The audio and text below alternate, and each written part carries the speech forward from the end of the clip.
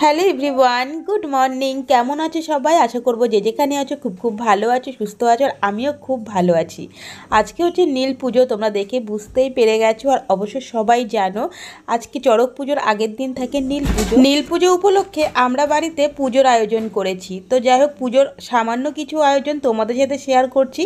তো জ্বালিয়ে নিয়েছি প্রদীপ, আর এখানে দেখো সমস্ত উপকরণগুলো সব গুছিয়ে সুন্দর করে নিয়েছি। তো এখানে বেলপাতা, দুব্ব, আকন্দ ফুল, সাদা ফুল, এখানে আছে কলকে ফুল। শুনেছি শিব ঠাকুরের খুব প্রিয় ফুল এইগুলো।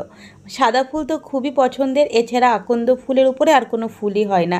তো তবু আমরা সামান্য একটু যা জোগাড় করতে পেরেছি বাবা মহাদেবের জন্য, তো ততটুকু দিয়েই আমরা আজকে পুজোটা সেরে নেব। আর এখানে আছে কিছু ফল। তো যাই হোক, বাবা মহাদেবের আবার বেল হচ্ছে গিয়ে ভীষণ প্রিয় ফল একটা, সেটাও আমরা জোগাড় করে রেখেছি। তো প্রথমে এখানে দেখো ঘটির মধ্যে সমস্ত উপকরণ দিয়ে আর কি দুধ, গঙ্গার জল, ঘি, মধু, ডাবের জল সমস্ত রকম, এখানে 5 রকম আছে, দিয়ে মিশিয়ে আর কি রাখা আছে। এখানে কালো তিলও দিয়েছি, কালো তিল দিতে হয়।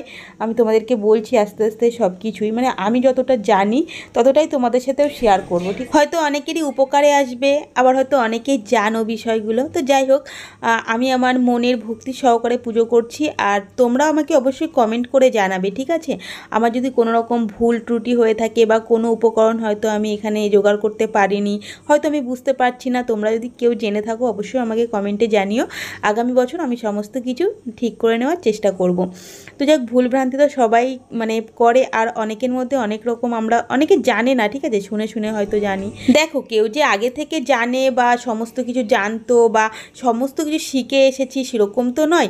আমরা মানুষের মুখে মুখে শুনি বা কারোর কাজকর্ম দেখে সে কাজটা শেখা, এই হচ্ছে কি আমাদের শেখা, তাই না?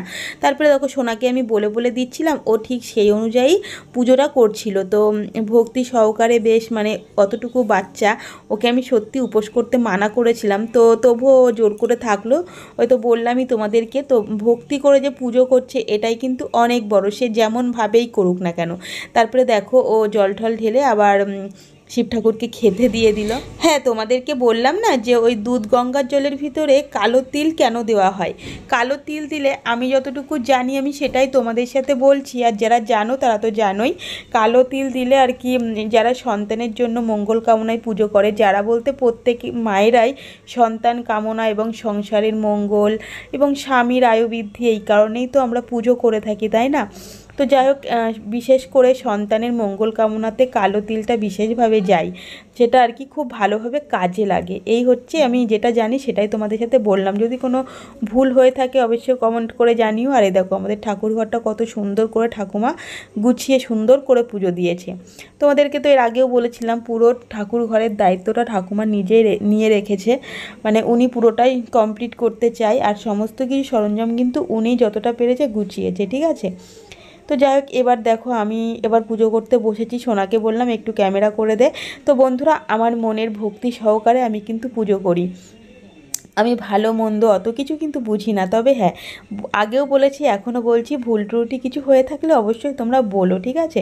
তো যাই হোক, আমি দেখো চন্দন বেটে নিয়েছি, নিয়ে এবার বেলপাতা, দুব্ব, মানে শিব ঠাকুরের সব থেকে প্রিয় হচ্ছে বেলপাতা আর সাদা ফুল, তাই না? তো আর ফলের মধ্যে বেল, তো সেগুলো তো জোগাড় করে রেখেছি। আর বেলপাতা না দিলে তো পুজো সম্পূর্ণ হবেই না। তো সেই জন্য সবার আগে বেলপাতায় আর কি মানে চন্দন লাগিয়ে পুজো করে নিচ্ছি। তো আমাদের মানে বাড়িতে যে ঠাকুর আছে, শিব ঠাকুর আসে, সেই শিব ঠাকুরের আশায় বসেছিলাম যে সবার আগে শিব ঠাকুর আসলে আগে বাইরে শিব ঠাকুরকে জল ঢেলে পুজো করে তারপরে ঘরের ঠাকুরকে পুজো করব। কিন্তু অনেকটা দেরি করছে দেখে সোনা পারবে না, সোনার আবার বিকালে পড়া আছে। অনেকটাই দেরি হয়েছিল, আমাদের এখানে প্রায় 2:30টার সময় এসেছিল। কিন্তু আমার ছেলে, ও বলেছিল পারবে, কিন্তু ওর আবার মানে পড়া আছে, সেই কারণে আমরা আগে ঘরের ঠাকুরকেই পুজো করছি। মা ঠাকুমার পুজো করা হয়ে গেছে, এবার আমি সোনা করলো, তারপরে আমি দেখো আমার মনের ভক্তি সহকারে আমি যতটা পারছি ততটা আমি পুজো করছি আর তোমাদের সাথে শেয়ার করছি। তো বাইরের ঠাকুর এসেছিল, আসার পরে আমরা পুজো করেছি। তবে হ্যাঁ, আমার এই ব্লগে কিন্তু দিইনি, কারণ অনেকটা বড় হয়ে যাবে বলে।